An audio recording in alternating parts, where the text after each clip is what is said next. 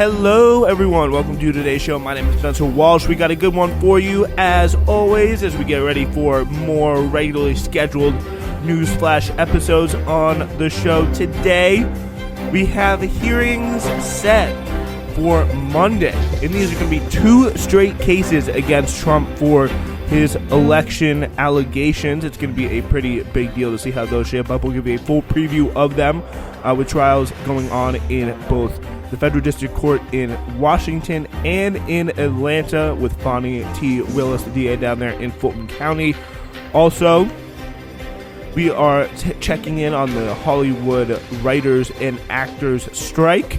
Seems like they got some pretty good support still going strong throughout New York, throughout LA, and many other places in between. But are the studios going to be serious about coming to the table on this? Are they getting hit hard enough to do so? We will discuss. Also, a very big decision by the Biden National Labor Relations Board that really has been described as one of the biggest steps forward for worker rights in decades. And you probably haven't even heard about it yet.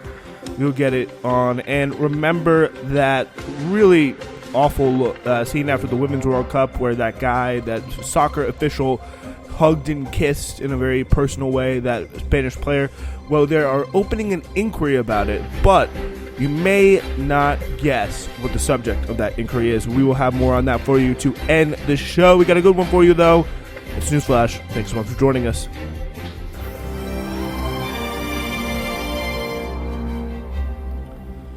All right, so again, we are starting here today with these 2 very, very big hearings, and as while we were away, there was a pretty big momentous week, kind of to miss. I'm going to be honest, because we finally had the Donald Trump mugshot. The first time ever there has been a sitting or former president with a mugshot. Really, kind of a momentous moment, and a further representation of the fact that Trump is almost separate from the club. He's not going to be in in that special spot. He's going to be going to hell if there is such a thing.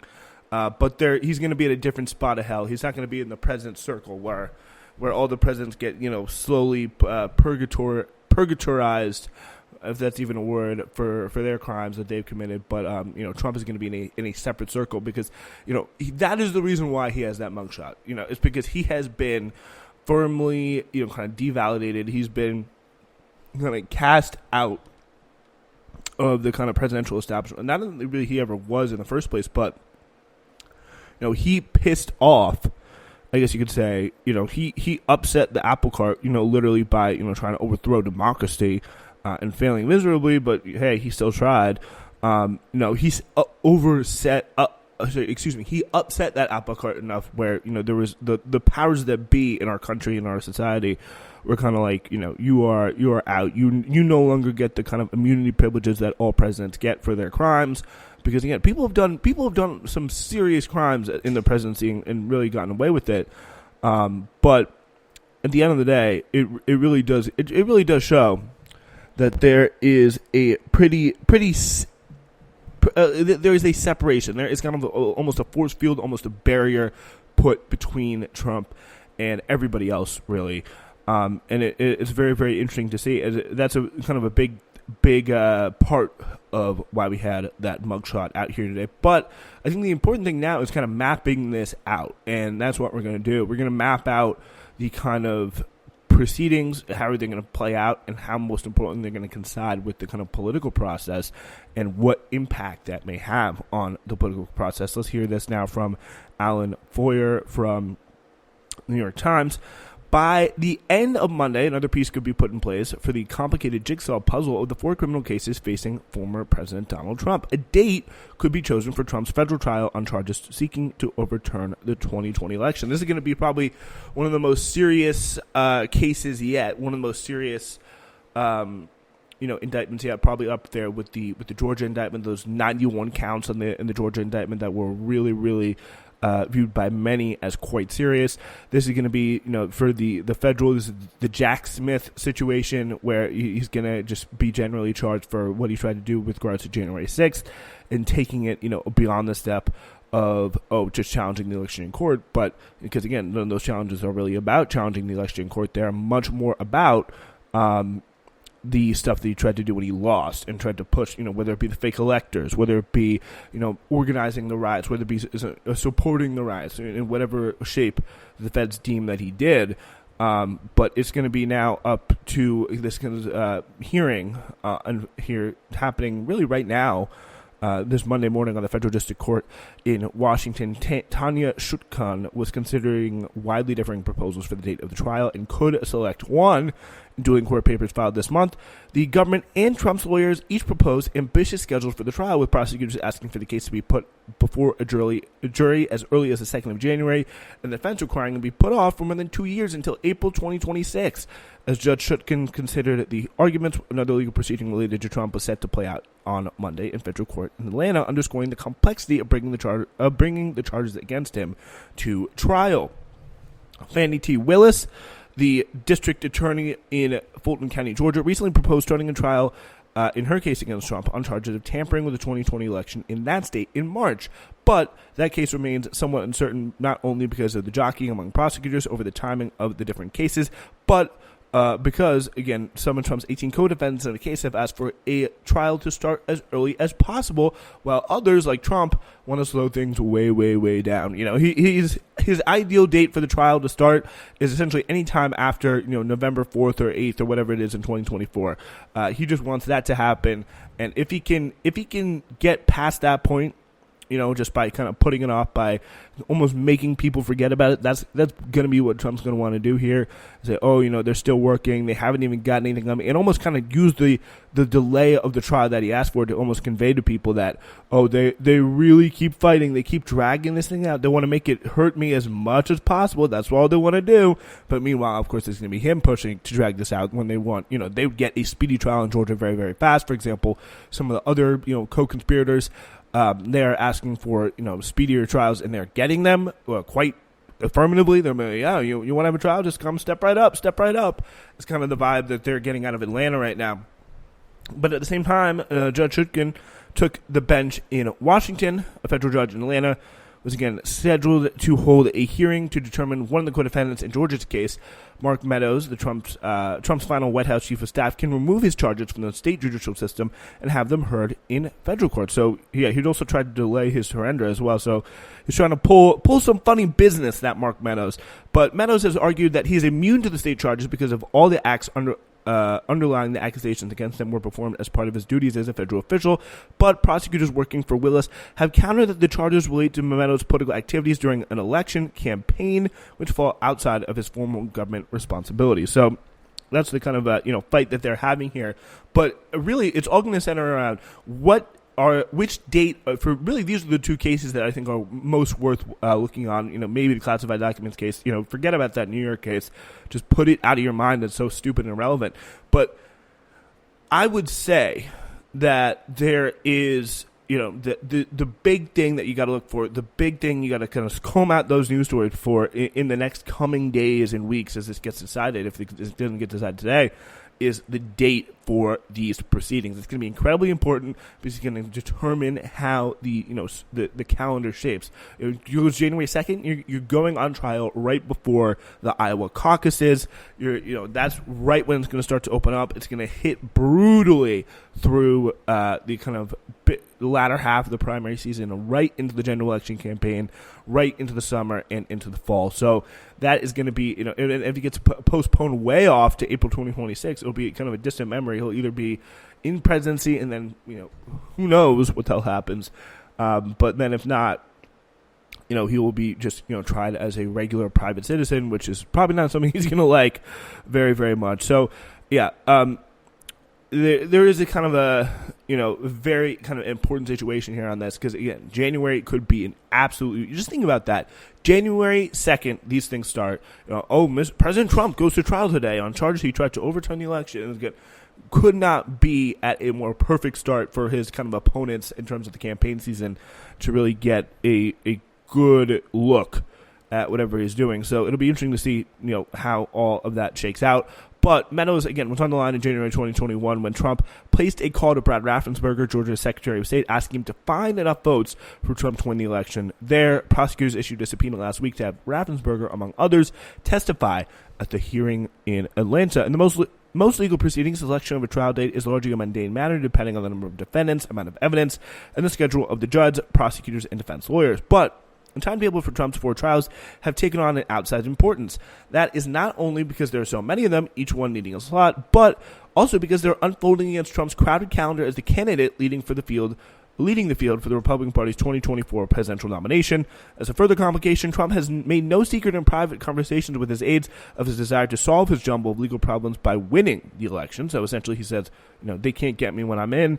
If either of the 2 federal trials he's confronting is delayed until after the race Trump prevails, he could seek to pardon himself after taking office or have the Attorney General simply dismiss the matters altogether. That's why he's trying to speed these out, drag these out as long as possible. So if they, meanwhile, even if he just needs to get himself enough run up for the trial to take place, that he can either get in office or not first. He just wants that election to happen.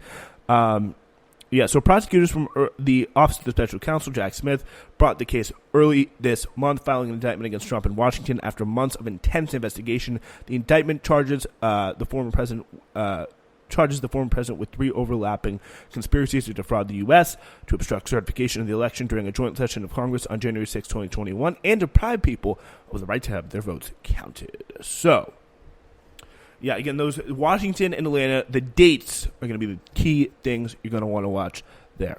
All right, on to our next story. Ladies and gentlemen, thank you so much for listening and supporting Newsflash. We now have a brand new way for you to be heard if you want, whether a text message or a audio message. Please, no video messages. I really just do not think that's necessary. We have a new feedback box open for you. Ladies and gentlemen, it is officially open. SWRN702@gmail.com. Send a text message, send a voice message of no more than 30 seconds via the voice memos function. Either of those 2 options, and we will 100%, not going to find this guarantee anywhere else.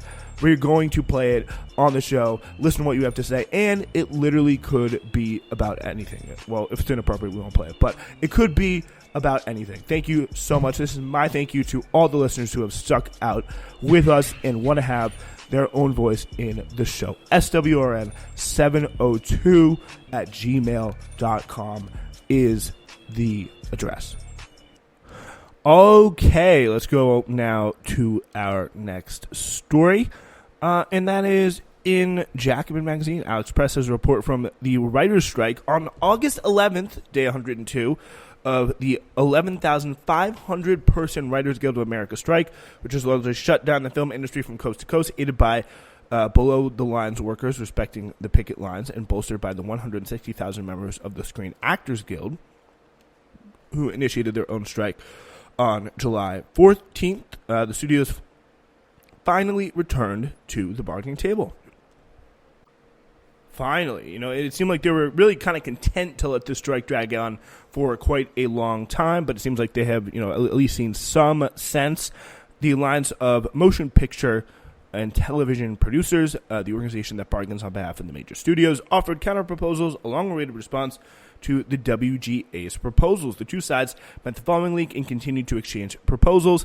Then, on August 22nd, last week, on day 113 of the writer's strike, the 2 sides met again, but with an important addition. Previous negotiating sessions had led by AMPTP President Carol Lombardini, the studio's hired hand, while this one, the bosses who make the decisions were in the room, with Bob Iger, CEO of Disney, Warner Bros. Discovery CEO David Zaslav, Netflix co-CEO Ted Sarandos, and NBC Universal's Donna Langley. They all came to the table to face WGA's elected leadership in the room outside AMPTP's Sherman Oaks, California headquarters, where negotiations have taken place. Workers suffering the devastating effects of a months-long strike hope the studios might finally offer counter-proposals that meet their needs. Instead, the bargaining session led to further unraveling. We accepted the invitation and in good faith met tonight in hopes that the companies were serious about getting the industry back to work, wrote the WGA negotiating committee in a message to the members following the meeting. Instead, on the 113th day of the strike, and while SAG-AFTRA is walking the picket lines by our side, we are met with a lecture about how good their single and only counter-offer was. The two sides agreed to adhere to a media blackout, vowing to not leak information about their proposals to third parties. Yet immediately following the August 22nd session, the AMPTP public released a document highlighting the elements of their counter-proposal. This was a meeting to get us to caves to the WGA leadership, which is why not 20 minutes after we left the meeting, the AMP, the bosses or the producers, the studios, I guess you could say, had already released the summary of their proposals, really trying to just screw with them and say, oh, yeah, you can swear you're not going to release this stuff, and then they run to the media 20 minutes later and say, oh, look how good our proposals are, look how good. Why aren't these foolish writers and actors accepting any of this stuff? So the move is an attempt to go over the heads of the union's elected leaders, a ploy to create pressure among the membership that might lead them to cave to proposals that are weaker than the demands they've steeled themselves to win. It also may be a violation of U.S. labor law, which prohibits going around union leadership to appeal directly to a membership as a violation of the duty to bargain in good faith.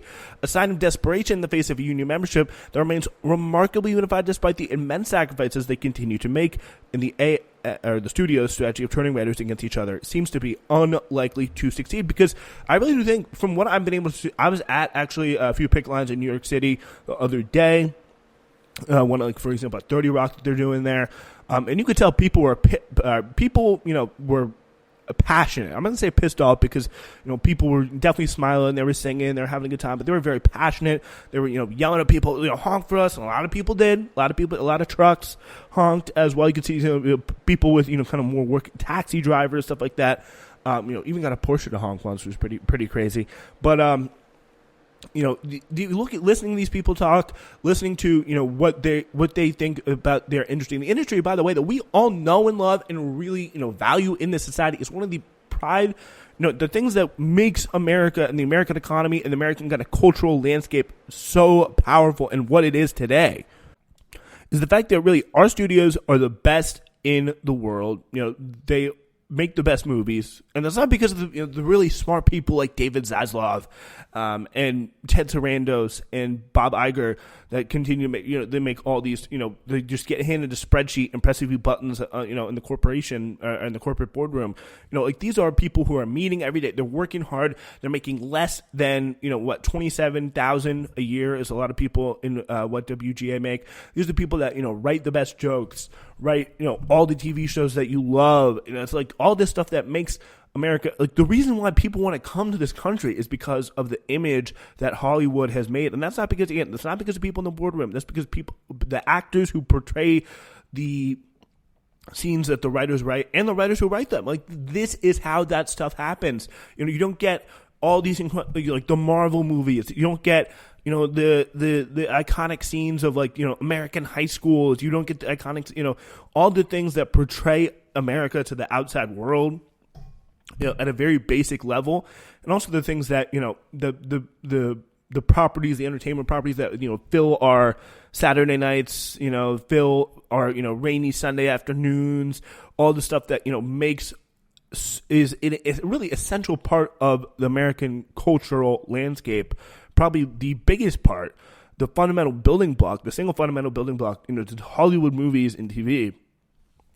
If that stuff comes to, like, nothing, I feel like that is probably one of the most essential parts of this whole equation, and really what is a big part of making this country, the dominating force that it has. And if you talk to people on the picket line, if you listen to interviews of, journalists talking to them, they are really convinced that this stuff is essential. It's critical to them. It's like they are fighting for, one of the things the studios want to do is get AI in there more and more, give writers enough to live on, give writers enough to, have real careers. It's essentially turning into gig economy work. If they don't get their demands met here, this is going to fundamentally change the landscape of movies and TV and the quality of that stuff. It's going to go, it's trending in that direction already. You're seeing more kind of algorithmic, basic, boring TV shows that are all kind of variations of each other. That's what's going to be everywhere if you can't give writers a career, if you can't give actors, enough residuals from their work on the streaming services, like, it is a really, really important situation for a really, really important industry that I don't think people give enough due to. Like, imagine just consider for a second the amazing role, the super, super important role that movies play on their society. I mean, on wages, the AMPTP taps offer as a compounded 13% raise over the life of the 3-year contract, 5% in year 1, 4% in year 2, 3.5% in year 3 is the highest wage increase for the WGA in 35 years. But the writers have seen their wages falling an average of 23% in the past decade. And before the AMPTP walked away from the table in May, the WGA proposed an 11% increase in the first year of the contract. So it's not quite where they are. They're not meeting them where they're at by any stretch of the imagination. Plus, writers are on strike when other workers are winning major pay bumps. UPS workers just won a contract that raises workers' pay by some 55% over their 5-year contract. UAW members at the big 3 automakers are pushing for a 46% raise over the life of their new 4-year contract. Another core video or issue for the WGA is the size of writers' rooms and television shows, as well as the duration of employment. Streaming video on demand, which has come to dominate the industry over linear and broadcast television networks, tends to have fewer episodes per season. They just, think about your top HBO or Netflix series. It's like Euphoria is only like 6 episodes or whatever. Streaming has favored the use of mini rooms, which leave overworked showrunners responsible for pulling together a full season of television, assisted only by writers on unpredictable short-term contracts that are kind of contracted or hired out. It's just a gig. You get your gig, you get your kind of chump change from that, and you just go home and wait for the next one. Until then, you're waiting tables, you're driving an Uber for real. That is what is going on for them. The writers want guaranteed 13-week minimum contracts and rooms with at least 6 writers. In response, the AMPTP is offering 10 weeks in commitment to allowing a showrunner to select at least 2 mid-level writers to be assigned to production who are each guaranteed at least 20 weeks of employment unless the production period is shorter. Unless it's shorter, then you just got a deal. So the studios tout this as a new structure to train writers to become showrunners of tomorrow. But lack of training for newer writers is a serious problem. Writers need to be kept on contract through the production period if they hope to learn how to run their own show, because they have to they can't just write the show, sit at home on a laptop, which is what many of them are doing. They have to actually go to the studio. They need to go to the set. They need to see how the show comes together, which people are doing what to have what effect on the show. Talking to actors, talking to the crew to get their words to really jump off the page. And if that doesn't happen, they're never going to be able to come in and just pull the whole run the whole thing. Another big part about this is the transparency. Writers want access to the numbers concerning how many people watch their shows, and for that data to be used as a new residual that will reward workers for their successful production, much as residuals did in linear television. So now you really only get a fraction of what you used to when it comes to residuals. Each time you get a show running on linear TV, it'd be a huge check each time that episode comes through. It adds up to quite a lot. In Netflix, it's just, they don't tell you how many people. They really keep it like a black box, super secret. The true data of people, of how much each show is watched. So they can just say whatever they want and they can make it look real good. But that also comes to it's a marketing thing, but it also is one way of actors not knowing how much they're worth because they don't know how many eyeballs they can bring to Netflix to ask for the appropriate amount of money. But members see the issue as non-negotiable. In linear television, residuals can be a significant proportion of their income, and the meager residuals they receive from streaming are a massive economic concession they are determined to claw back. The studio then is offering viewership data in the form of quarterly confidential reports to be provided to the WGA that include total SVOD, streaming video on demand hours per title. But according to the leadership, the data would be for WGA staff's eyes only and could not be shared with the writers who want to know how many people are watching their shows. So again, the data, it wasn't just about the data. It was The actual goal was a new residual in the studio's data, and the AMPTP's words will only enable the WGA to develop proposals to restructure the current SVOD residual regime in the future. So saying, kicking the can down the road, but we'll give you a little bit of crumbs there. As counter offers, offers like this that are kind of permeating the system that are really showing, where we're at. And where we're at is the studios are just clearly not serious about saving this industry and making it a kind of industry where their profit margins are just in some small way shared with the writers, shared with the actors, and shared with the people who make this whole thing work. And as long as there is some solidarity, which I think there is, the reality is, apparently, which the bosses are still in denial about, the writers are pretty resolute about their priorities, and they sent their leaders to the bargaining table to win those demands. The strike won't end until the studios accept reality as it is, not as they wish it were. So, with that being said, it's going to be very, very important to file or follow that stuff very, very closely, and we will be bringing you all the latest on it. All right. It's been a pretty big week for Biden's National Labor Relations Board, as the Prospect reports hot labor summer just became a scorcher. Last Friday, the National Labor Relations Board released its most important ruling in many decades. In a party line decision on the Cemex Construction Materials Pacific LLC, the board ruled that when a majority of a company's employees file union affiliation cards, so saying that they want to join a union, the employer can either voluntarily recognize the union or, if not, ask the board to run a union recognition election. If, in the run-up to or during that election, an employer commits an unfair labor practice, such as illegally firing pro-union workers, which has become routine in nearly every such election over the past 40 years, Starbucks just one of the trillion examples of this, probably one of the most clear. The board will order such employer to recognize the union and enter forthwith into bargaining. So think about, all the times in this, entire situation where this is definitely not going to be, the thing that leads to a massive surge in union organization. But think about all the times when you're following, times on this show even, where we followed a union election, the Bessemer one in Alabama, where there was tons of examples of unfair labor practices, so much so that they actually were able to, I think they had to redo that election, if I remember correctly.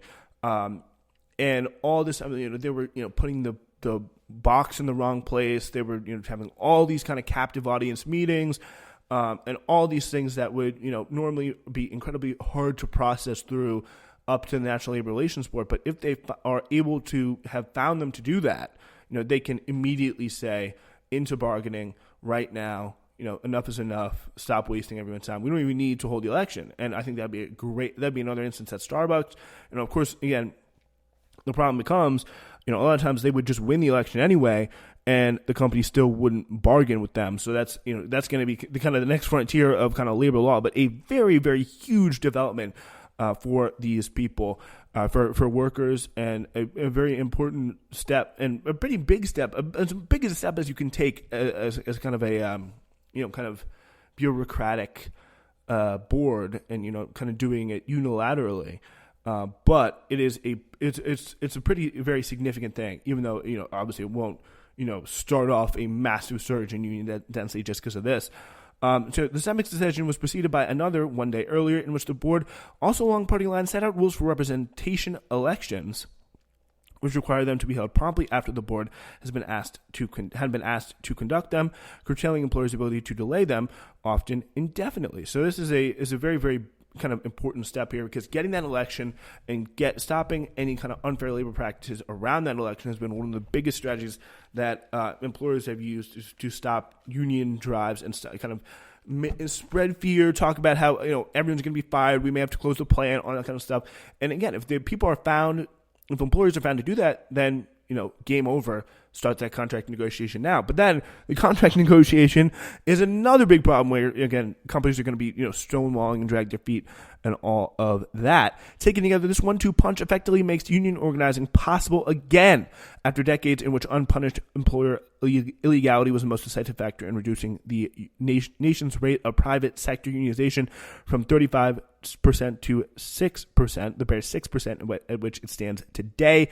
The board's press release outlining its 121-page decision in CEMEX explained the revised framework represents an effort to better effectuate employers' right to bargain through their chosen representative, while acknowledging that employers have the option to invoke the statutory provision to allow them to pursue a board election. When employers pursue this option, the new standard will promote a fair election environment by more effectively disincentivizing employers for committing unfair labor practices. This is a home run for workers, said Brian Petruska, an attorney for the Laborers Union, who authored a 2017 law review article on how to effectively restore their right to collective bargaining enshrined in the 1935 National Labor Relations Act, which was all but nullified by the Act's weakening over the past half-century. Taken together, Petruska added that last week's decisions would create a system with no tolerance for employers' coercion of their employees when their employees seek their legal right to collective bargaining. Petruska's 2017 article explained how an attorney's misstatement in a 1969 case before the Supreme Court led to the abandonment of a previous board ruling in the case of Joy Silk Mills, which had required employees to recognize their workers' union and enter into bargaining if they had refused to recognize the union after a majority of workers had voted for affiliation. The article didn't draw wide notice, at least until President Biden's appointee as the NLRB, Jennifer Abruzzo, sent out her initial memo to 500 NLRB attorneys across the country whom she supervised. In the memo, Abruzzo laid out the kind of cases those attorneys could pursue, suggesting they could consider cases based on the long-forgotten Joy Silk standard, which she viewed as erroneously discarded with demonstrably catastrophic consequences for workers' rights to unionize and bargain. How catastrophic? In the profile that was written of Abruzzo in the Prospect in April 2022, there was numbers here that showed in the 5 years before the Joy Silk standard, which struck down, which again the Joy Silk standard kind of forced, if a majority voted for support, forced them to recognize the union enter into bargaining. That was the standard. Essentially, they had to listen to the election. That was discarded. But in the 5 years before Joy Silk was struck down, charges of employer intimidation totaled about 1,000 cases per year. Once the softball remedies of Gissel became the standard, which is another court case, the charges exploded to 6,493 in 1981, after which they fell along with unionization efforts generally. As the new post-Joy Silk tolerance for employer coercion became the norm, interest in organizing withered. So it would be very interesting to see how this kind of turns out. But again, definitely still more work to be done. All right, let's go to our last story today, a really kind of horrific story. Spanish prosecutors on Monday said that they would open an investigation into whether Luis Rubiales, the president of the country's soccer federation, could be charged with committing an act of sexual aggression when he forcibly kissed one of the female team's players on the lips when they won the World Cup this month. It was really kind of a horrific scene to look at. It was the video. You kind of see there, Spain. She's like I think the woman's name is Jenny Hermosa. She has just won the World Cup with all her teammates. One of the happiest moments of her life. She's up there celebrating, and this dude from the soccer federation, this suit, comes over and just gives her a big on the lips kiss, picks her up, gives her a big hug, and people are just like, what the hell? It's like, maybe they do things a little bit differently in Spain, but that just should not be acceptable in any stretch of the imagination. It was really kind of like stomach churning to watch. And you got to imagine for all the girls worldwide out there, the example that sets. So opposition has steadily grown in response to Rubiales' conduct and his strident defense of it, and the group he heads, formerly known as Royal Spanish Football Federation, has found itself under increasing pressure to take action. The group was meeting Monday to discuss the issue. So Rubiales was shown on video kissing one of his team's star player, Jennifer Hermoso. Although he apologized the day after, he then took a defiant stand a week later, saying he will not resign and that Hermoso had lifted him off his feet, moving closer to her body, accusing his critics of false feminism, and saying that he was a victim of social assassination, cancel culture, if you will. Ms. Hermoso countered the statement, "At no time did I give consent to the kiss that he gave me." The Spanish team has recently found success at the highest levels of women's soccer, reaching the World Cup for the first time in 2015. But the events involving Rubiales were a reminder that the program has been plagued by sexism and other scandals. He's also vice president of UEFA, the soccer governing body in Europe, and has been leading a joint bid by Spain, Portugal, and Morocco, and possibly Ukraine to host the 2030 World Cup. But FIFA, the soccer's global governing body, had already suspended him from the sport for 90 days. The entire female team and dozens of players signed a joint statement saying they would not take the field for Spain if the current managers continue as well.